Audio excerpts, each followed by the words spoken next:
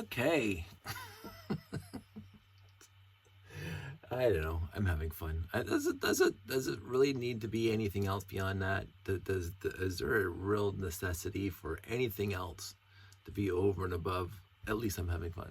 I can't think of in this context. In other contexts, yes, there's a lot more to the world than just fun. But in this context, it's just fun.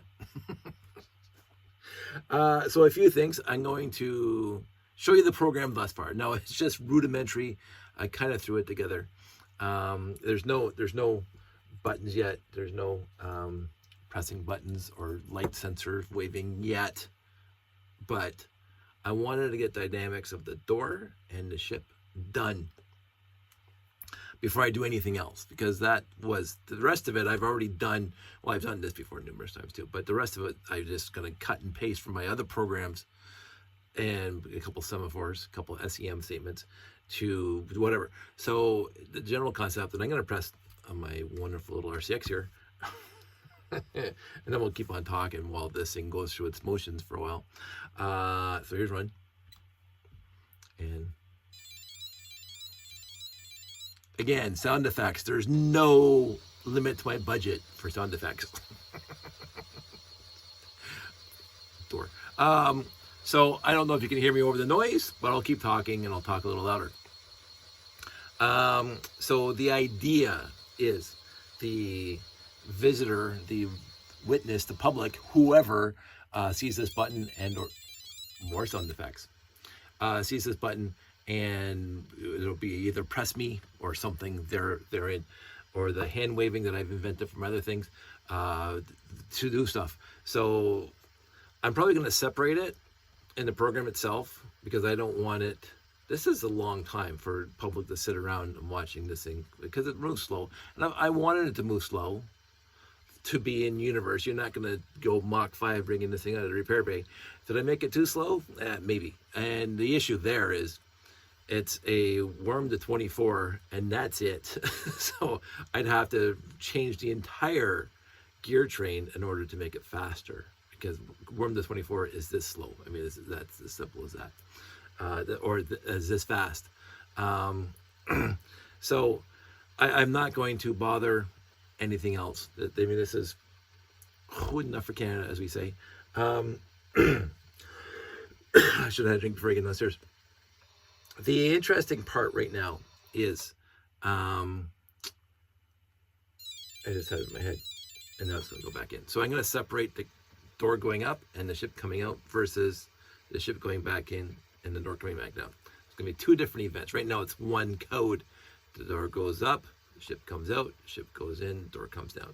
So that's the entire program right now. So I'm going to separate those two events into two separate events.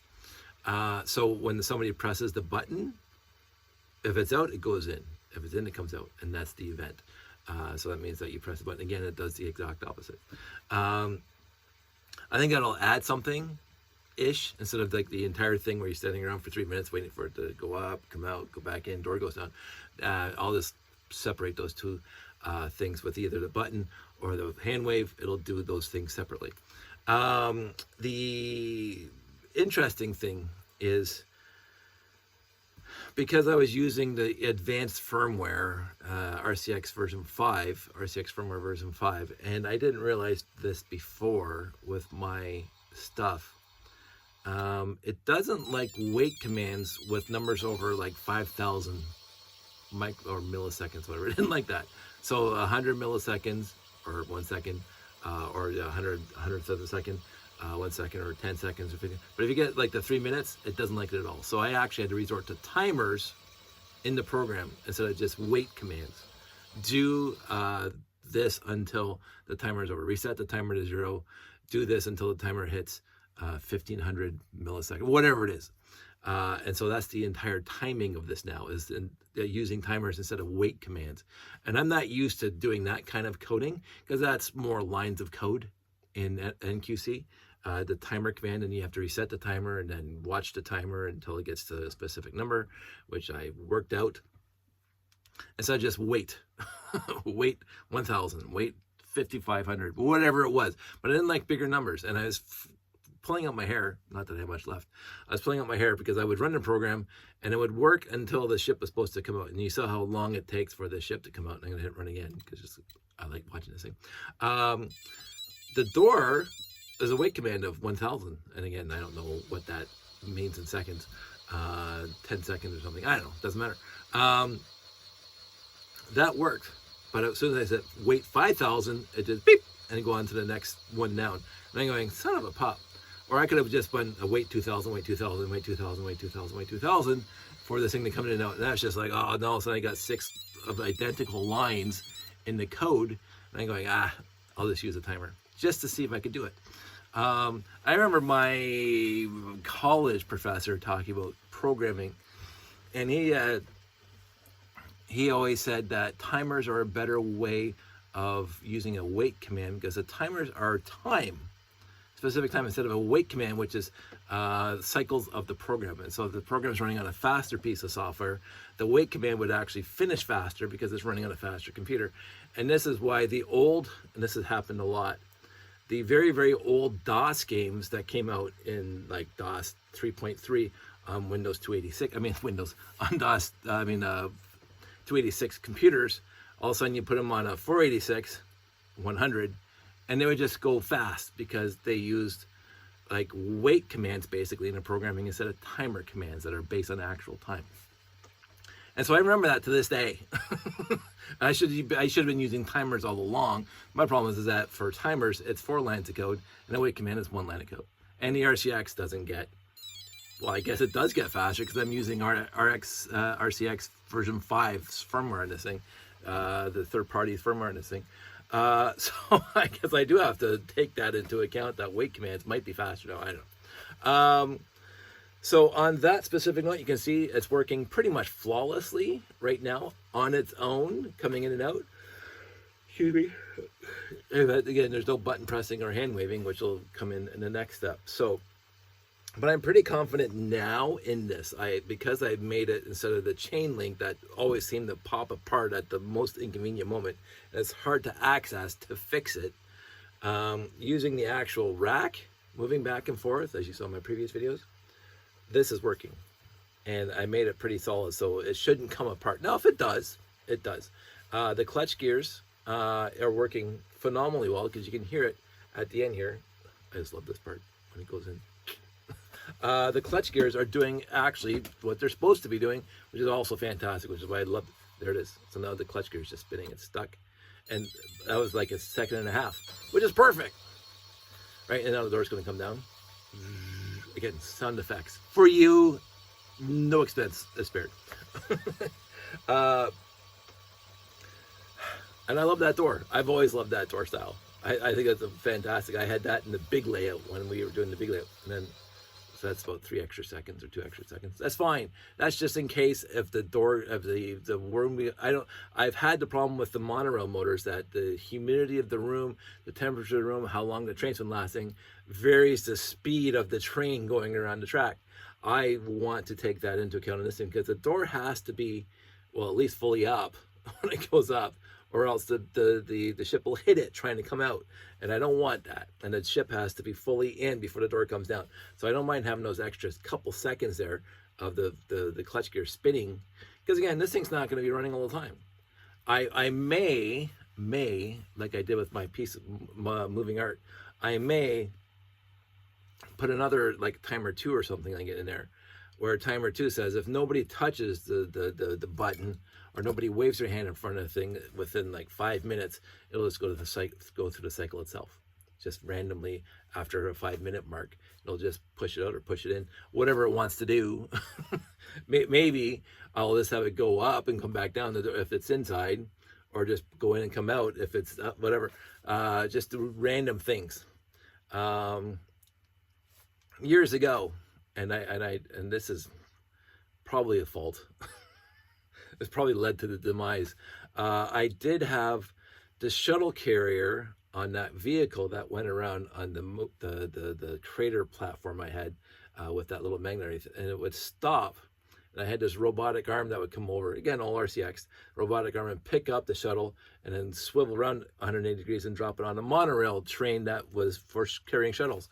And that worked fantastic.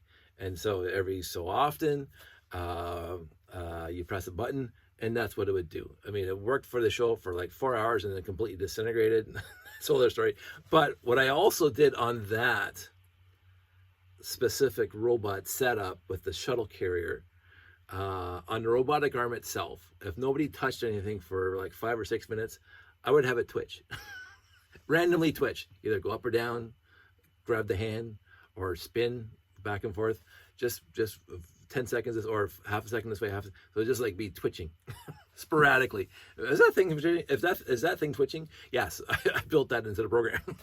And I just use random numbers too. I said go left random, go right random at the same number, or go up or down or grab or let go, and that's just because I was just bored of the program, and of course I had to make the program longer. so that part worked too, except after 4 hours of at the show, and people were just going by literally all the time and pressing the button and pressing the button. The thing was, and when we said in our RTL Toronto competitions that the plastic dust is normal, the issue with plastic dust is it gums up the gearing and the axles inside the Technic bricks if it's running continuously all the time. And that's what happened. Basically, all the dust created friction, which caused the axles to seize, and it just got bad. And the 8-tooth gears, because they were spinning fast on a lot of this stuff, against 24-tooth gears and doing stuff, they just completely were worn out. I wore out 8-tooth gears. So that's what happens on that one, because they were spinning so fast and like continuously, and there was some weight to it, so it would have to, like, the 8-tooth gears would just always like be rubbing against the 24-tooth gears, which is kind of why I was looking forward to. There was a vendor years ago who was making third-party stuff for Lego Technic. They made axles out of aluminum axles, which is great because I've twisted a few with the torque so high. And I think there was actually aluminum gears too, which would have been interesting, but I never got there, so it doesn't matter. Anyway, you can see that this thing works. It is ready to go. I'm going to put it back into the box. I'm going to figure out what else I need.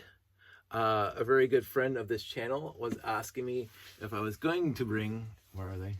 Are they birds back there? Oh yeah. Asking me about these guys here, my A, B, and C, if I was going to bring them, and were they in shows previously. These things were, I think, brick fat, one of the later brick fats. I had my A, B, and C at the show, and I kept on meaning to bring them to a show. It's just never got around to it again, but they were at a show once. I may do that again. My issue right now is I'm already bringing a lot of stuff. I have 2 registered displays at the show. This guy, which is going to take 99.9% of my time. The moving art, which is not going to take nearly as much time. But I also have, that looks good there. I also have a ton, well, not a ton, not a virtual ton, Dave exaggerated a ton of stuff to sell that I'm bringing to the garage sale, to get rid of big bulky stuff that I don't want in my room anymore. And I'm gonna, it's gonna be a garage sale for me, and a garage sale for me, it means I'm getting rid of stuff. I'm not worried about making a huge profit.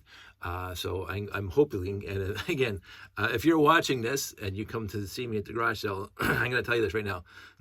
If you don't like the price of something, let me know, because I'm there to get rid of it, not to make money. I don't want to give it away for free, but I also don't want to bring it back home. So I'm going to be dumping stuff, not great stuff, not classic space stuff or any space stuff at all. Just a lot of basic stuff, bricks, whatever pieces. I got, all right, I'm going to back that up. There is going to be some quote unquote classic space stuff. I got a lot of light gray modified plates that don't fit into my storage system anymore. Now that I got to the Jeff and Wind and TM sorting method, I'll just keep on saying that, they don't fit. So I got a lot of 1x2 with handles, like lots of them. Because again, I don't even remember ordering them on Bricklink. They just came in sets, and I got millions of them. Well, again, exaggeration, lots of them. So as soon as I filled up the one zone for the The storage container, anything that's overflowed goes in there. So I'm bringing some of that stuff. I'm bringing some my 1x8 blue tiles, which I did order. I didn't order on Bricklink. I actually got a box from the Lego store when they first opened. I just bought the entire box of 1x8 blue tiles, but thinking that it's going to have a massively huge layout. No, I don't want a massively huge layout, and that's some people don't like that idea that I do not want to make a massively huge layout. I'm not interested. I love, again, Provis this. I love when I see other people's massively huge layouts. I adore them. And like the benchmark for me is the Blacktron Intelligence Agency from decades ago. It wasn't necessarily the biggest space layout ever done. There's been bigger layouts, but none, I believe, for my edification, none have been as completely cohesive as the Blacktron Intelligence Agency. And I think he said it was like 40 feet long or something like that at one point, maybe 20 feet. It was very long. And like 8 or 10 base plates wide. You went across a bunch of tables. Just look, Joe Mino made a video years ago. I think it's still up in the YouTubes. Blacktron Intelligence Agency. It is an old dated video. It's just awe-inspiring. And yet I think what was in the video wasn't his biggest layout, because he took pictures, I think, at the next show a year later, and he had even a bigger layout. so 78. I'm going to mention this number. I remember it.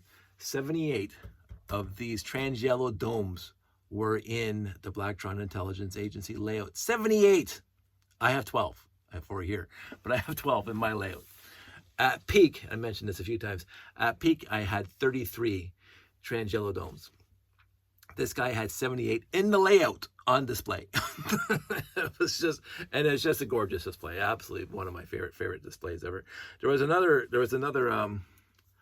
layout that I was very impressed with, and it was an M-Tron layout that was very, very kind of like a big circle like of tables around their central zone where they were all sitting and talking.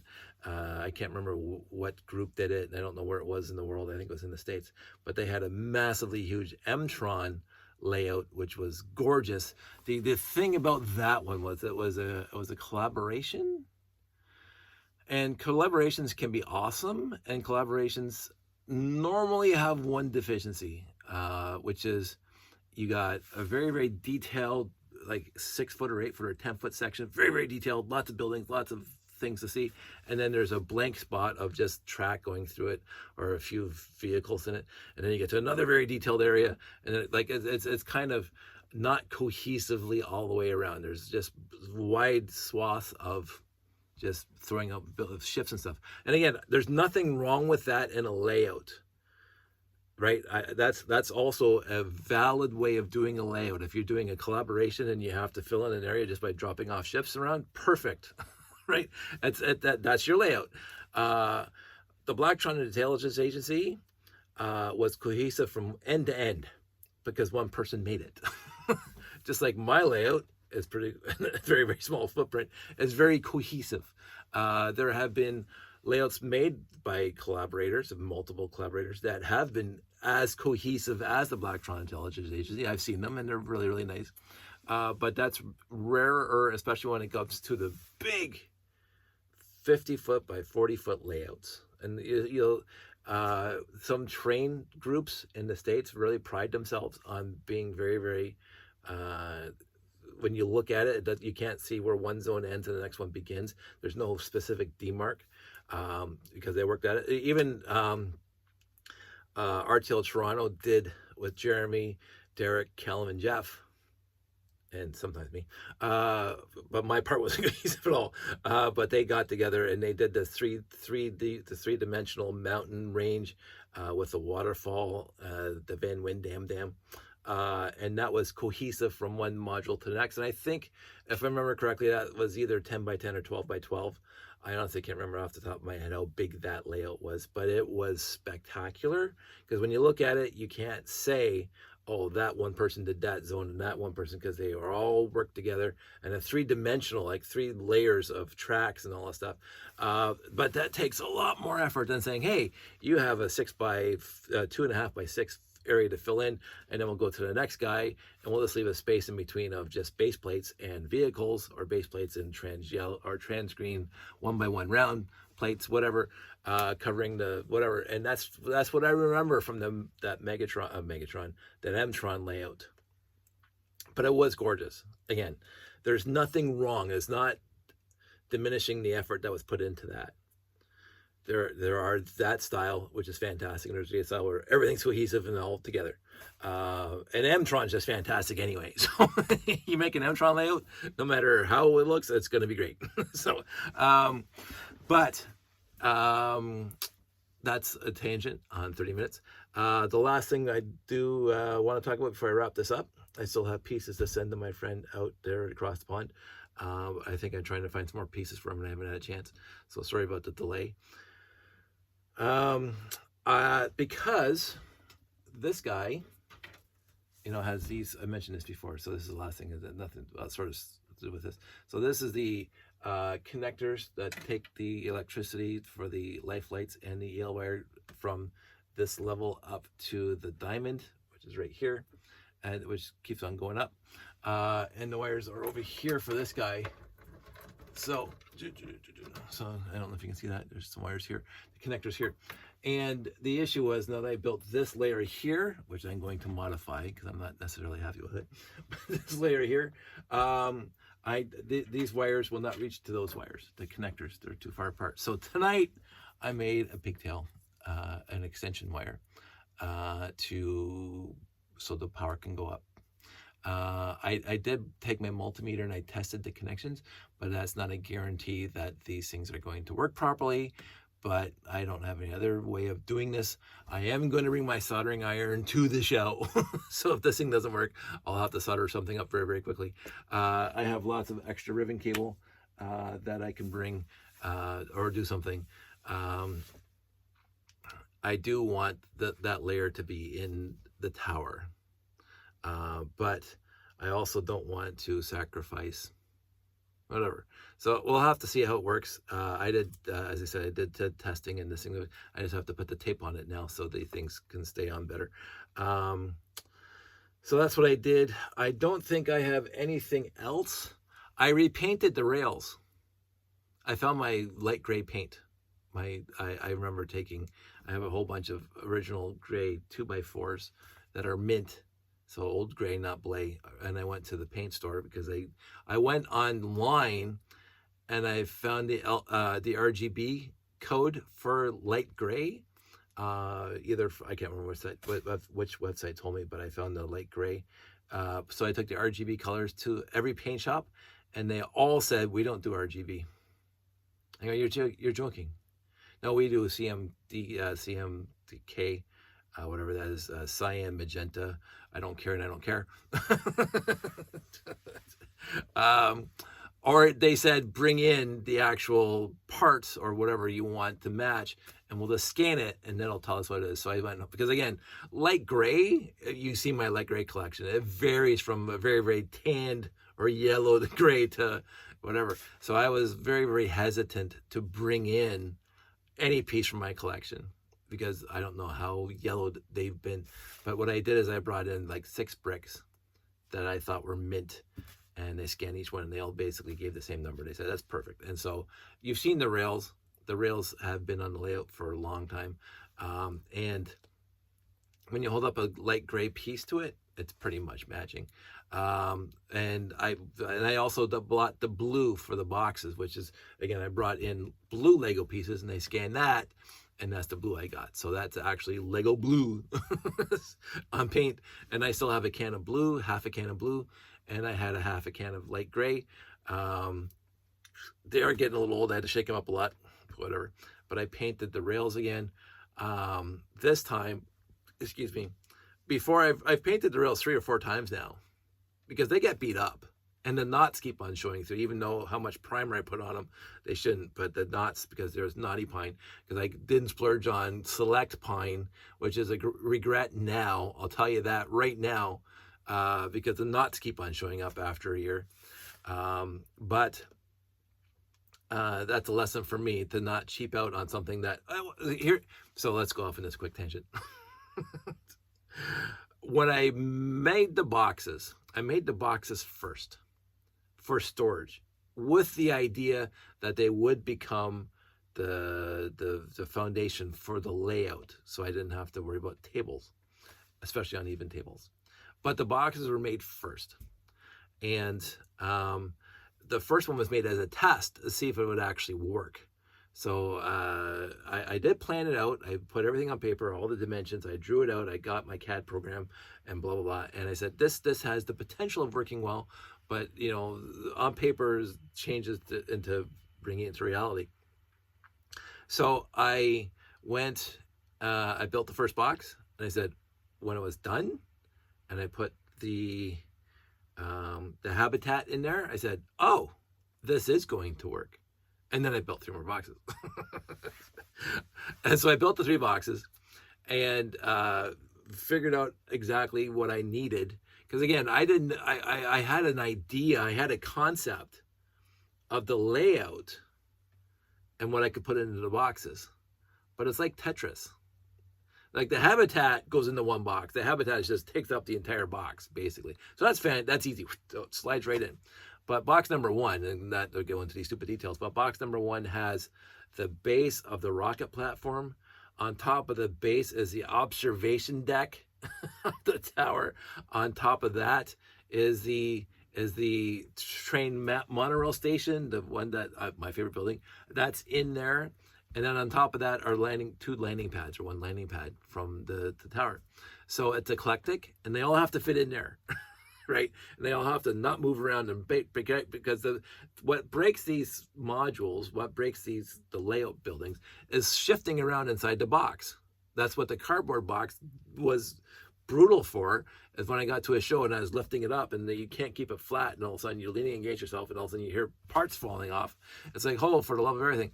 The 20 inch by 20 inch, which is the interior dimension, so it's actually 20 and 3/16 inside. Because each one of these base plates is exactly 10 inches. This is 10 inches from here to here, plus or minus thousandths of an inch. So you got 2 of them that's 20 inches. And so each box that I built can hold 20 by 20 with a little bit of leeway, because some of my layouts have train track on them. So I had to account for the protuberances of the train track when they come together. But anyway, so 1 box, the habitat, and that's it. Another box holds all those things. The 3rd box holds this piece and the other pieces around it, and plus all the moon base stuff, that's corridors. And so but I did not know. I had an idea that the 4 boxes is what I needed to hold all the parts. So I built 4 boxes. I did test what I could with the first box with everything I had for the layout. Again, the habitat was easy. Take the habitat out. What else can I put in the second box? And I tried to mix and match. And this thing, I couldn't believe it, but I got this thing, the entire base of the layout, to fit into a box. Because like this thing, I didn't want to take off. Right, this top part, I didn't want to separate the two. This is one whole cohesive unit. But what happened was that these windows that were here, put that right there, stuck out. So all of a sudden, that's more than 20 inches, right? It's more than 20 inches because you got this piece here. So then I had to rebuild this thing to be able to take these things off. Because they are built in. They're built in right into it. But they were just too big. And then the slope as it comes down was built into it. And I said, oh, I got to just take those off and just, So the easiest thing is for me just to make this little module here, or this little piece here, and just stick it on at a show. And nobody knows any difference, right? So the boxes were something, and I had to rebuild some of the modules to fit in there properly. Like this stuff had to come off, but I didn't want to do that too much, because then that defeats the entire purpose of the box, which is to make my life easier putting this layout together. And if I have to put 50 of these things, 50 little tiny units like this on the layout as I'm building it, that takes time away from my, I want to get this done in under 2 hours. So that had to be taken into account with the boxes. And do I make the boxes bigger so the pieces can stay together more? So I settled on the 20 inches again, plus a couple eighths of an inch, because this from end to end is 20 inches. So that's it. And so the other thing is, again, with this thing up here, I didn't want to waste this space here, so I had to be able to put something here on top of this while it's in storage, because this is a huge 10 by 10 area that I could store stuff, right? So all that stuff. So this thing came together very well. So again, now I got 3 boxes done. I got the habitat, 1 box, the base of the layout in another box, and then the monorail station and the launch pad and the observation deck in the 3rd box. So also we get the box 4. And box 4 is the oddest box out there. It's exactly the same size as all the rest of the boxes. The issue is that I have to hold the diamond, which you can't see. Let's tilt it up. I have to hold that guy, that guy who is not square, that guy who is not a cube, that guy who is odd shaped, and it's tall and it's big, and it's like, how do I put that into a box without wasting all the space in the box? And so that took a while to get this thing into a box. And then I found out if you lay it down, it's kind of like a kitty corner, and you push it in. That gave me enough room on the side to put the rest of the tower, which is the cake topper with the little radar dish on top, as well as the space ops part module, which is right below the cake topper, because that had to go somewhere too. I hadn't even had a spot for that yet. So all this from here on up, besides the operation deck, fits into 1 box. Fantastic. And on top of which, I can put 2 landing pads in there. So that's even cat's meow. And then I had the entire layout of buildings in 4 boxes. No buildings were exterior. Now this guy down here, this new piece down here, there's no room for it in any of my existing boxes. So that's just, I'm going to like it. I'm going to hate it. It's going to be at least 1 show, whichever concept they come up with. It's going to be at least 1 show. And then if I like it, I'll figure out how to make another smaller box, because I have other miscellaneous parts and pieces that I can put in there. Excuse me. It's past my bedtime. And then I had to build boxes to hold the wooden modules with the base plates taped to it. And I had 9 of those. I have 9 wooden modules for the layout. And I had to build boxes. And those are 20 inches by 30 inches. So now those boxes had to be inside 20 inches by 30 inches. So just 20 by 20. Because I don't want to break these things up anymore. 9 is better than 18, I guess, if you want to put it that way. 9 modules better than 18 modules. So I built the boxes, and then I put shelf holders in them, so the wooden modules are not sitting on top of one another. So I could leave stuff on the wooden modules, which is the whole point of the boxes. I don't have to repopulate the layout. I made enough space in there between the shelves of the module 1, 2, 3, and 4 that the minifigs can stay on the base plates, which is fine. So I don't have to put those minifigs out every single time. Again, lazy. So my laziness, I like to say this, my laziness encompasses me putting a lot of effort in order to be lazy. Because the boxes were not easy to make. There was a lot of effort. But then again, I got to use my wood shop, so that's a win. I got to use my skill saws and my radial arm saws and my table saws and all my, the PL Premium, fantastic stuff. To build those boxes, and then playing Tetris inside the boxes to store everything. So it's no end of fun here. So anywho, that was a tangent on a tangent. I am looking. I'm gonna move this thing over here, and I'm gonna turn this thing on one more time. So it RCX noises. That is fantastic. So this was a major hurdle for me, and I'm glad I did it tonight. Now it's done. I did do the multimeter, so all the wires are working through. Then I just have to tape them up so they don't come apart.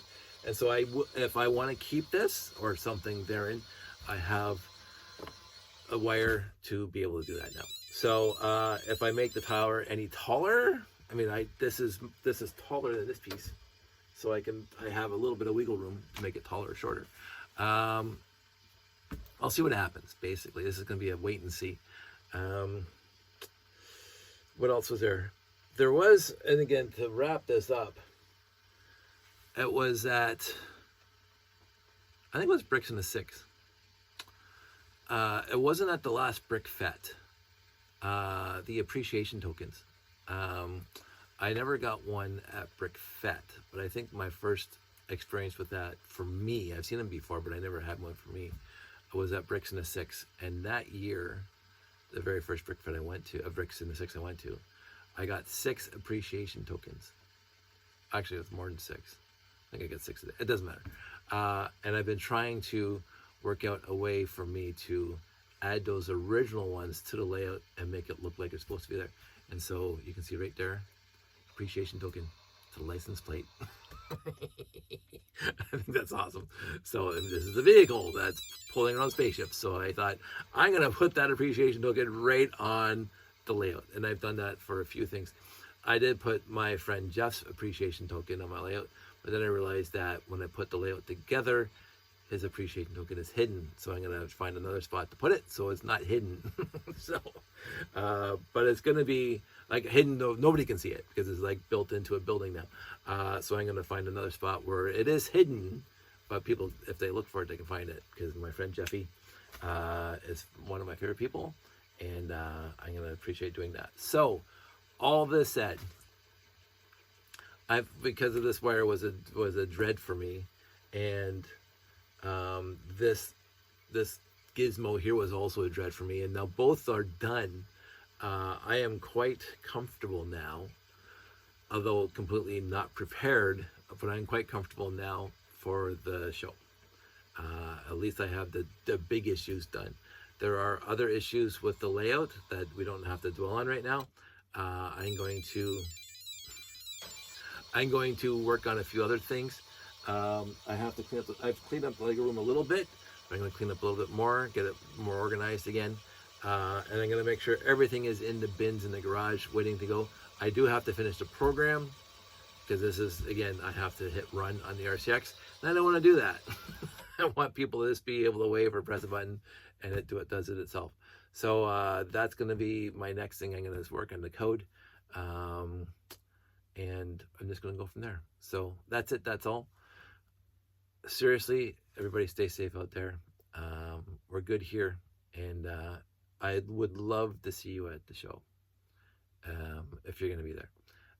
If you can be there. If you can't, fully understood. But from the 13th to the 16th, I will be at the show. I think it's Thursday, Friday, Saturday, Sunday. Public days are Saturday and Sunday. Again, look it up on the Bricks in the Six or brickassembly.ca. All the details are listed there. I hope to see you. So that's it. That's all. You guys all stay safe. Take care.